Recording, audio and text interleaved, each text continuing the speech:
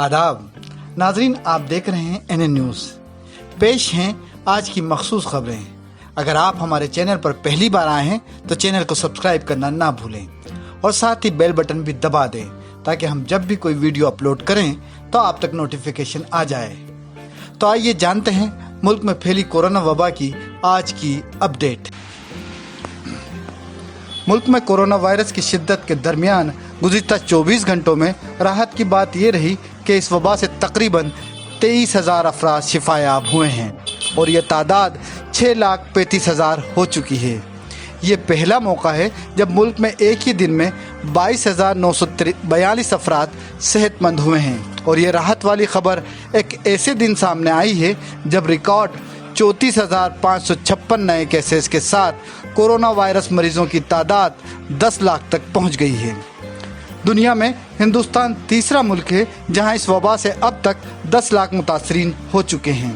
पहले नंबर पर अमेरिका है जहां सबसे ज़्यादा तादाद 35,74,371 है और दूसरे नंबर पर ब्राज़ील है जहां 20,12,515 केसेस हैं। जुमे के रोज़ वजारत सेहत की जानिब से जारी ताज़ा तरीन आदाद शुमार के मुताबिक मुल्क में मुतासरीन अफराद की तादाद 10,03,832 हो गई है और मरने वालों की तादाद 25,206 हो गई है।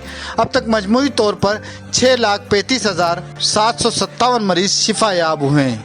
मुल्क में कोरोना वायरस के 3,42,473 फ़ाल केसेस हैं। मुल्क में कोरोना की ताज़ा तरीन सूरत हाल जानने के बाद हम चलते हैं दिल्ली, जहाँ के अक़लियती कमीशन के चेयरमैन ने अपनी मियाद ख़त्म होने के 3 दिन पहले 4 रिपोर्टें जारी की।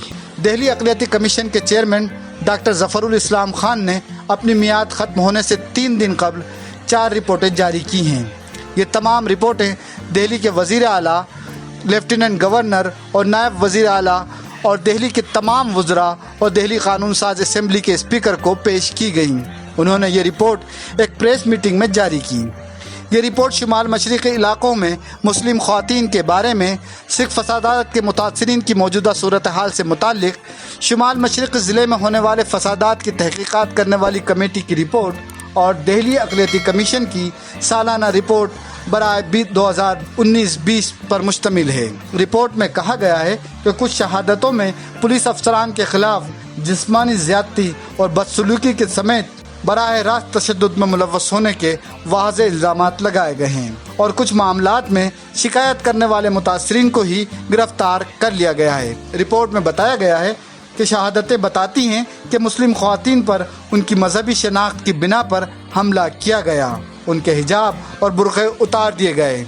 250 सफ़ात पर मुश्तमिल सालाना रिपोर्ट में कौमी राजधानी इलाक़े में अक़लियतों को दरपेश मसाइल की एक झलक मिलती है। रिपोर्ट में 11 मसाजिद, 5 मदारिस, 1 दरगाह और 1 कब्रस्तान की तफसीलात दी गई हैं जिन पर तशद्दुद के दौरान हमला हुआ था और जिनको नुकसान पहुंचाया गया था। दिल्ली अक़लियती कमीशन की खबर के बाद अब हम चलते हैं मगरबी बंगाल, जहां के मदरसा बोर्ड ने मदारिस मुखालिफ लोगों की ज़बान बंद कर दी है। मगरबी बंगाल मदरसा बोर्ड के हाई मदरसा, आलिम और फाजिल इम्तहानात के नताइज का ऐलान कर दिया गया है। इस मरतबा कामयाब टॉप 10 में बीरभूम में जगन्नाथ दास ने जगह बनाते हुए 6ठी पोजीशन हासिल की। मदरसा बोर्ड के ज़राए के मुताबिक इस साल मदरसा बोर्ड से कुल 64,450 तलबा व तालिबात ने इम्तहानात में शिरकत की थी, जिनमें हाई मदरसे का रिज़ल्ट 86.8%, आलिम का रिज़ल्ट 88.56%, जबकि फाजिल का रिज़ल्ट 89.56% रहा। इस मरतबा मदरसा बोर्ड के नताइज में लड़कों के मुकाबले लड़कियों ने बेहतर कारकर्दगी का मुजाहरा किया। हाई मदरसा इम्तहानात में मुर्शिदाबाद की नफीसा खातून ने 771 नंबर हासिल करके रियासत में पहला मुकाम हासिल किया, जबकि मालदा की इदरीस यास्मीन ने दूसरा और मुर्शिदाबाद के अबू बकर ने तीसरा मुकाम हासिल किया। साथ ही बीरभूम ज़िले के जगन्नाथ दास ने 760 नंबर हासिल करके 6ठी पोजीशन हासिल की। मगरबी बंगाल मदरसा बोर्ड के सदर अबू ताहिर कमरुद्दीन ने मदरसा बोर्ड के नताइज खुशी का इजहार करते हुए कहा कि मगरबी बंगाल के मदारिस में मजहबी तफरीक के बगैर तमाम तबकात के बच्चे तालीम हासिल करते हैं। ख्याल रहे कि इस साल इम्तहानात में شامل ہونے والے 70,000 طلباء میں سے تقریباً 18% ہندو طلباء ہیں۔ مغرب بنگال کے مدرسہ بورڈ کی خبر کے بعد اب ہم چلتے ہیں ایک ایسے ادیب کے پاس جنہوں نے اردو میں ہندو مذہب کو پیش کرنے کا بیڑا اٹھایا ہوا ہے۔ کسی زمانے میں ہندو دھرم سے متعلق کتابیں اردو میں بڑی تعداد میں شائع کی جاتی تھیں۔ خاص طور سے آری سماج سے تعلق رکھنے والے ایسے بہت سے مذہبی رہنما گزرے ہیں جنہوں نے اپنے مذہبی خیالات کو ہندو عوام تک پہنچانے کے لیے اردو زبان و ادب کا سہارا لیا۔ ان مذہبی رہنماؤں نے مختلف مضامین پر اردو میں اصلاحی کتابیں تحریر کی۔ تاہم ملک کی تقسیم کے بعد ہندوستان میں اردو زبان کا نہ صرف زوال ہوتا گیا بلکہ اس کو ایک مخصوص فرقے یعنی مسلمانوں سے جوڑ کر دیکھا جانے لگا۔